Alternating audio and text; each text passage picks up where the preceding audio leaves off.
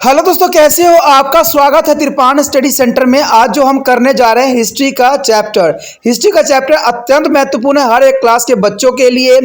खास तौर पे जो यूपीएससी एग्जाम तैयार करना चाहते हैं तो इस वीडियो का जो है फायदा उठा सकते हैं और ये काफ़ी इंपॉर्टेंट भी उनके लिए रहेगा। चलिए देखते हैं हमारा आज टॉपिक क्या है। Their accounts of the foreguns are travels. Their indigenous is literatures can be supplemented by the foreign accounts. To India come Greek, Roman, and Chinese is a visitor, either as the ambassador as the traveler or to seek religious and knowledge from time to time. They have left behind on account of the things they say to be a court of the Chandragupta Maurya is come to Greek is a ambassador is called is a Megasthenes and who is wrote a Indica. The Megasthenes is who is written to the Indica. Its original text is a lost, but part of it has been to the preserved to the fragment acquired by the ancient Greek writer. When they read together, this is a fragment of furnish is available information not only about the administration but also social class and economical activity of Maurya period. There is a most important here. Indica, the magazines there who is wrote Indica. There is the times of Chandragupta Maurya and Greek ambassador. There is the most important here. Greek and the Roman account of 1st and 2nd centuries is a mention many Indian port and commodities of trade between India and the Roman Empire. The very plus is there are Athens, she and the Ptolemies of the zero fix and both written in the Greek and provide to valuable data in this regard. Of the Chinese travel, mention may be made of the Fascinoid and the tanks. Both of them is a Buddhist and come to and this is a country mainly to visit the Buddhist sharings and the study of Buddhism. Ephesians, who has come to India in the 5th century AD, described the condition in India in the age of Guptas, where Hushan's tank present of similarly account of India in the 17th century during the time of King Harshvardhana.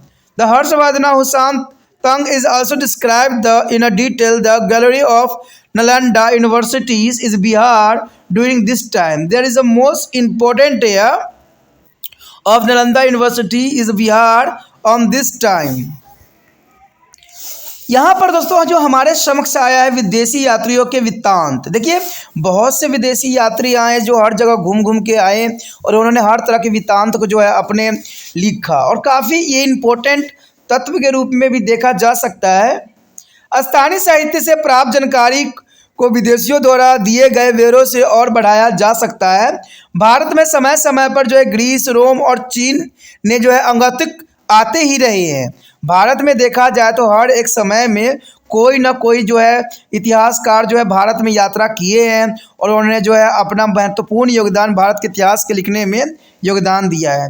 कोई राजदूत बनकर, कोई यात्री के रूप में, तो कोई धर्म के अध्ययन के लिए यहाँ पर आए हैं और उन्होंने बहुत सी बातें को जो है अपने जो है लेखों में सम्मिलित किया है। उन्होंने जो कुछ देखा वो उसका वृत्तांत छोड़ गए और उन्होंने अपनी किताबों में लिख गए। चंद्रगुप्त मौर्य के दरबार में जो है मेगास्थनीज जो नामक ग्रीक राजदूत आया था जिसने इंडिका नामक ग्रंथ लिखा था। ठीक है, इंडिका किसने लिखा था? मेगास्थनीज ने लिखा था, जो कि ग्रीक राजदूत था और इसने इंडिका नामक ग्रंथ लिखा और इसका मूल्य पाठ आज नहीं मिलता है, लेकिन इसके कुछ अंश पर्वतीय ग्रीक लेखकों की रचनाओं में जो है उद्धरणों के रूप में सुरक्षित रह गए हैं। इन्हें एकत्र करके पढ़ा जाए तो हमें मौर्य काल की प्रशासन व्यवस्था ही नहीं बल्कि सामाजिक वर्गों और तथा सामाजिक गतिविधियों का भी मूल्य जानकारी हमें मिलेगी। तो काफ़ी इंपॉर्टेंट बात आता है। पहली और दूसरी शताब्दी ईस्वी के ग्रीक और रोमन व वृत्तांतों में कई भारतीय जो है बंदरगाहों का और उन वस्तुओं का उल्लेख हुआ है जिनका व्यापार भारत और रोमन साम्राज्य के बीच होता था। इस संदर्भ में ग्रीक में लिखे ग्रंथ एरथ्रियन सी और जो है टायलेमी जो है ग्राफी बहुमूल्य सामग्री उपलब्ध कराता है। यानी ये जो दो बुक्स हैं काफ़ी इम्पोर्टेंट है, जिसको एरथ्रियन सी और जो है एटोमल की जो है जायोग्राफी बहुत ही बहुमूल्य माना गया है उस समय के लिए। कहते हैं चीनी यात्रियों में जो है अफियान और जो हेवन सांग का नाम लिया जा सकता है। दोनों ही बौद्ध थे और इस देश में बौद्ध तीर्थ के दर्शन तथा बौद्ध धर्म का अध्ययन करने आए थे और ईसा की 5वीं शताब्दी में भारत में आए। जो फरहान के जो है गुप्तकालीन भारत की स्थिति का वर्णन भी किया, यानी फरहान ने जो है गुप्तकालीन भारत की स्थिति का वर्णन भी किया, जबकि हर्षत्यांग ने शताब्दी में सदी में जो है राजा हर्षवर्धन कला का वैसा ही विवरण दिया। यानी सर्वे स्वैगान ने उस समय का जो नालंदा विश्वविद्यालय के उत्कृष्ट का भी बड़े विस्तार का वर्णन किया था। यानी देखा जाए तो नालंदा विश्वविद्यालय जो कि बिहार में, उसका भी उन्होंने बहुत ही सुंदरता के साथ वर्णन किया था। किसने? हर्वेश संघ ने, यानी हवेनस सर्ग ने बहुत ही खूबसूरती का नालंदा विश्वविद्यालय के उत्कृष्ट के बारे में विस्तार पूर्वक चर्चा किया गया था। The next era are most important are changing notions of history. That is the most important here. It was suggested particularly by Western scholar that ancient Indians had no sense of the written history. But it is not a true. There is not a true but actually Indian as a sense of written history was different from that of the Westerner. The people from their best recorded even is a chronologically and order will their ancient Indian wrote in their different manner. It can be seen in the text is called to the Puranas, and there is a 4 different ages called Krita, Terita, Devapura and the Kalis are mentioned. There is the most important, and in each age we get a detailed list of the rulers and syntastics. Besides, there is a large number of inscriptions has been to discover. This give a genealogies of king of various dynasties and also refer to their achievements. It shows that India had their basic knowledge of time and the space where event were taking place. There is a most important. The modern research in the ancient India history is began in the 1765 when the East India is the company took control of Bengal and Bihar. In order to administer their Hindus law Manu Samriti, the ancient Indian text on the law was translated into the English in 1776. This initiated of effort of the British to understand the ancient law and the custom. And there is a culminated in the establishment of the Aesthetic Society of Bengal in 1784. Under it is the ethics and that of the several other such a society, Hindu religious and classical texts were translated into English. The greatest impetus to the Indological study was given by Max Muller and German-born scholar. Soon the British realized that they are needed and its intense is the knowledge of Indian scripture and social system to rule them better. Even the Christians is the missionaries left their need now more about the Indians' law and the custom in order to convert them and the help to the British strength and their rule. Well, the translating their text, Western scholar write about the Indian unwillingness to be their change and they began to the customized to despotic rule. There is a most important here. In 1904, Vincent R. Smith wrote a real history of India. It was the first systematic history of ancient India. In this book, his approach to the history was a pro-British and he tried to justify the British rule in India. It has served a good is a propaganda is a material for their speculations of despotic British rule. This India scholar carefully studied ancient India texts on the volatile to demonstrate that ancient India had a keen sense of administration. There's a Bhangekar is 1875 to 1950 and the epigraphist is a published book on the ancient India is a politically institution. H. Caesar Rai Chaudhary is the most important. The Rai Chaudhary is 1892 to 1957 reconstruct their history of ancient India and while doing so criticized V.A. Smith at many points.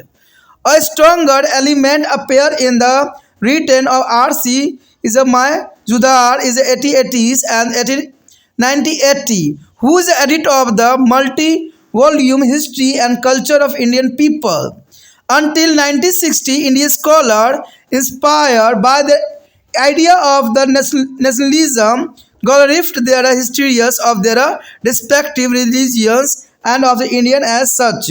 The merit of the expounding their myth of is a despotism and goes to the K.P. Jaiswal is the 1881 and 1937. He wrote about the extensive of Indian republics and self-government in ancient India. After the independence, a new trend of history took over. There was a shift toward the writing of non-political history with a great emphasis on the society and the economics. The wonder that was India was one such as a pioneering work written by the A.L. Bhushan's 1940 to 1986. A further shifts evidence in the D.D. Khoshbi is a 1907 to 1966. The book on the introduction to the study of Indian history. His treatment is a follow as a social economic aspect of ancient India history. After him, to large number of historians following there is a trend and focus on the social, economic, and cultural history. There is a main stress was on the mean of production and the social and economical relationship among different groups of people. यहाँ पर दोस्तों जो आया है हमारे समग्र इतिहास की बदलती अवधारणाएं। देखिए इतिहास की बदलती अवधारणाएं क्या है। कहते हैं एक धारणा विशेषकर जो है पश्चिमी विद्वानों द्वारा फैलाई गई कि प्राचीन काल के भारतीयों में इतिहास लेखन का कोई बोध नहीं था, जो कि बहुत बड़ी गलतफहमी थी कि भारत के लोगों में भी इतिहास लिखने की जो है बहुत बड़ी चाव थी। मगर यह सत्य नहीं है। वास्तव में भारतीयों का इतिहास लेखन बोध जो है पश्चिम लोगों के भिन्न था। यानी भारत में देखा जाए तो उनको लिखने की पद्धति जो थी थोड़ा सा भिन्न था। पश्चिम में घटनाओं को जो है कालक्रम के अनुसार लिखा जाता था, जबकि जो है प्राचीन भारत की जो है पद्धति इससे भिन्न थी। इसका उदाहरण हम पुराणों में देख सकते हैं, जिनमें 4 विभिन्न युग थे, यानी सतयुग, त्रेता, द्वापर और कलयुग। तो ये 4 जो युग की बात की गई थी, तो हमें कैसे पता चला? यानी हमारे देश में ये सब बातें लिखी गई थी, तभी हमें जो है 4 युगों के बारे में पता चला, सतयुग, त्रेता, द्वापर और जो है हमारा कलयुग। तो ये काफ़ी इम्पोर्टेंट बात यहाँ पर आता है इतिहास के बदलती अवधारणाओं के अंतर्गत। कहते हैं हर युग की जो है शासकों और राजवंशों की विस्तृत सूची भी हमें मिलती है, और इसके अतिरिक्त जो है कर्णिक लेखों की भी बड़ी संख्या मिली है, जिसमें विभिन्न राजवंशों के राजाओं के जो है वंशावली का और साथ ही उसकी उपलब्धियों का उल्लेख भी हमें मिलता है। इससे पता चलता है कि भारतीयों को घटनाओं के समय, काल और स्थान का जो है बुनियादी बोध हुआ करता था। तो ये काफ़ी इम्पोर्टेंट बात यहाँ पर आ जाता है। कहते हैं प्राचीन भारत के इतिहास में आधुनिक खोज जो 1765 में आरंभ हुई थी, जब बंगाल और बिहार के जो है ईस्ट इंडिया कंपनी के नियंत्रण में आ गए थे। हिंदू विविध व्यवस्था लागू करने के लिए भारतीय विविध के प्राचीन ग्रंथ मनुस्मृति जो 1776 में अंग्रेजों ने अनुवाद किया था, यानी मनुस्मृति का जो है 1776 में अंग्रेजों ने इसको जो है अपने लैंग्वेज में जो है इसको अनुवाद किया था, और अंग्रेजों ने प्राचीन भारतीय नियमों और आचारों को जानने समझने के जो आरंभिक प्रयत्न किए थे, उन्हें सन जो है 1784 में जो है एशियाटिक सोसाइटी ऑफ बंगाल की स्थापना के साथ पूर्णता प्राप्त भी हुई तथा ऐसी अन्य कई सोसाइटियों की जो है तत्वावधान में हिंदू धार्मिक तथा शास्त्रीय लेखन का अंग्रेजी में अनुवाद हुआ है। इसके अध्ययन को सबसे अधिक बल जो है जर्मनी में जन्मे विद्वान मैक्स मुलर के जो है प्रयत्नों से काफ़ी सफलता मिली थी। अंग्रेजों ने भी जल्द ही समझ लिया कि भारतीय पर जो है अच्छी तरह से शासन करने के लिए अनेक धर्म ग्रंथों और समाज व्यवस्थाओं का ज्ञान आवश्यक है।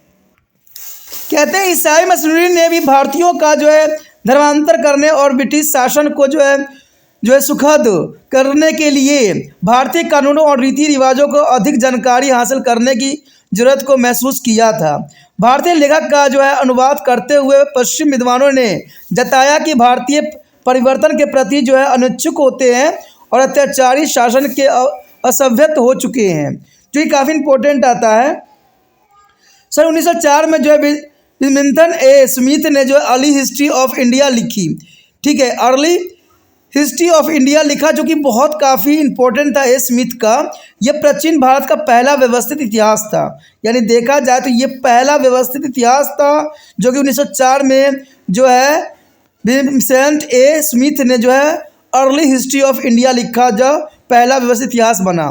लेखक ने इसमें जो इतिहास के ब्रिटिश के दृष्टिकोणों से देखा और भारत में ब्रिटिश शासन को आवश्यक ठहराने की चेष्टा भी की।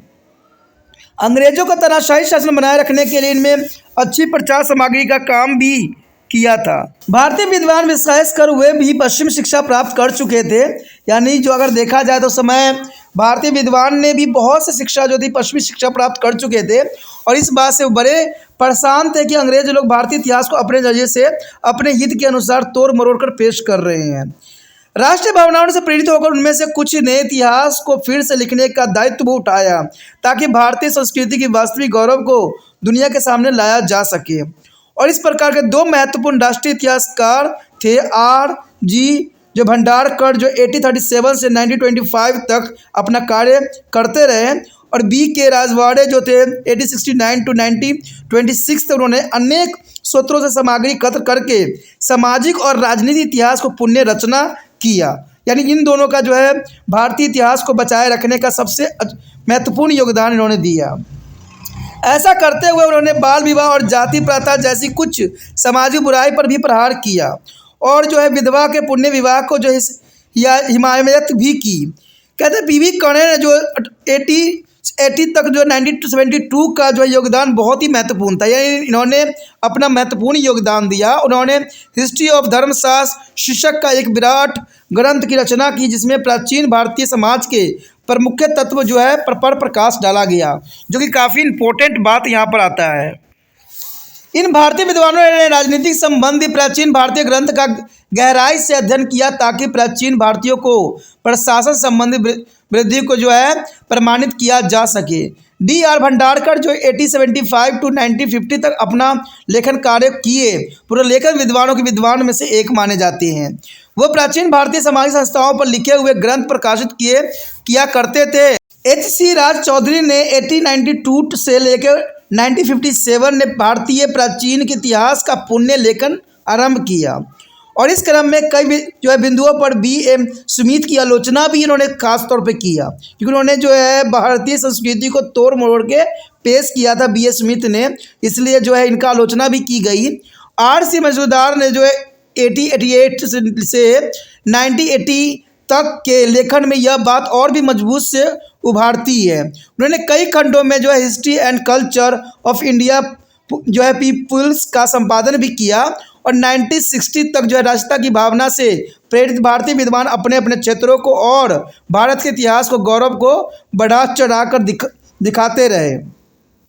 अंग्रेजों ने प्राचीन भारतीय शासकों को जो है अत्याचारी और निर्कुश होने के जो मिथ्यक गाथा था उसे तोड़ने का श्रेय जो है केपी जायसवाल, जो कि 1881 से लेकर 1937 को जाता है। यानी इसके दौरान उन्होंने जो है केपी जायसवाल ने बहुत बातों को जो है खंडित किया। उन्होंने प्राचीन भारत में गणतंत्र और स्वशासन को अस्तित्व के बारे में भी लिखा। स्वतंत्रता के बाद इतिहास लेखन में कई नई प्रवृत्तियां छाने लगी। अब राजनीति इतिहास में जो है हटकर समाज और अर्थव्यवस्था के इतिहास पर अधिक बल दिया जाने लगा, और इस प्रकार की पहली रचनाओं में से एक थी A.L. वर्षम, जो कि 1914 टू 1986 लिखित the wonder there of India, और डी कोसाविक्स जो 1907 से लेकर 1966 के ग्रंथ a introduction to history of Indian history में यह परिवर्तन और भी स्पष्ट हुआ। उनका लेखन प्राचीन भारतीय इतिहास के जो है सामाजिक आर्थिक पक्ष को लेकर चलाया था। उसके पश्चात बहुत सारे इतिहासकारों ने इस प्रवृत्ति का अनुसरण भी किया और अपने लेखन और सामाजिक आर्थिक और सांस्कृतिक इतिहास पर केंद्रित भी किया। उनका प्रमुख जो है बल उत्पादन के साधनों और विभिन्न समूहों को व्यक्तियों के बीच के जो है सामाजिक तथा आर्थिक संबंधों पर रहा। The most important topic arrive here, a theme in Indian history. What is the theme of Indian history here? For on the overall knowledge of the past, students are to be made aware of various aspects of the society is called themes. And these themes enable us to learn about the development in a different sphere: social, economical, religious, political, and cultural. The development in this is a sphere are so much is interlinked that they are often to the break the boundaries between them. For example, when the pastoral society of the earlier Vedic age got transformed into the settled agriculture society in the later Vedic age, the political system changed as the consequence. The king who was the earlier now as a Gopati is a lord of cattle. Is the pastoral society is become a Bhopati is a lord of the land. And with the development of agriculture economics and with that is the war began to the fault of the acquiring more land instead of the cow. The king is a gradually is a become a powerful and the kingship hereditary. So we have noticed that a change in a different.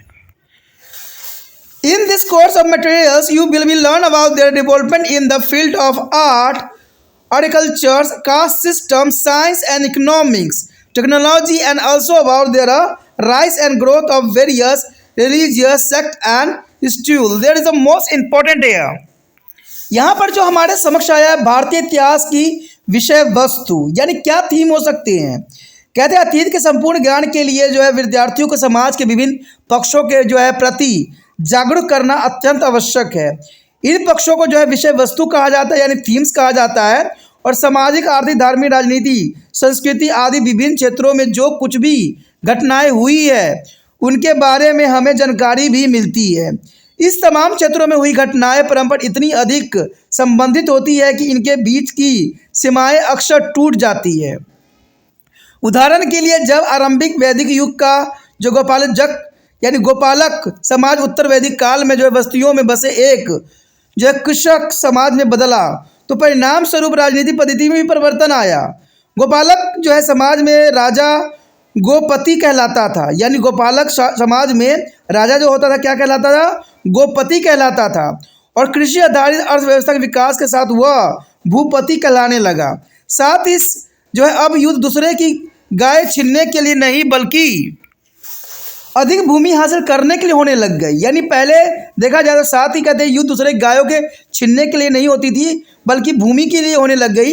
राजा क्रमशः अधिक शक्तिशाली होने लग गए और राजा का पद वंश परंपराओं से मिलने लग गया यानी एक के बाद एक जो होगा राज्य वंश पे बैठेगा। तो हम देखते हैं कि विभिन्न क्षेत्रों के परिवर्तन एक दूसरे से जुड़ जाते हैं। प्रायः उनका प्रभाव बड़ी बड़ी घटनाओं पर भी पड़ता है और इस पाठ्य सामग्री में आपको कला, सामर्थ्य, जाति व्यवस्था जो विज्ञान और अर्थव्यवस्था के विषय में जो है विस्तार पूर्वक जानने को मिला और बहुत काफ़ी ये इम्पोर्टेंट भी था। कहते हैं इससे हम जो है प्राथमिक और जो आधुनिक में भी काफ़ी हम जानने और समझने की कोशिश भी किया। प्लस हमने जो जितने भी तत्व लिए सारे के सारे बहुत इम्पोर्टेंट थे प्राचीन इतिहास को समझने के लिए। अगर आपको अच्छा लगा तो लाइक शेयर सब्सक्राइब करना मत भूलना।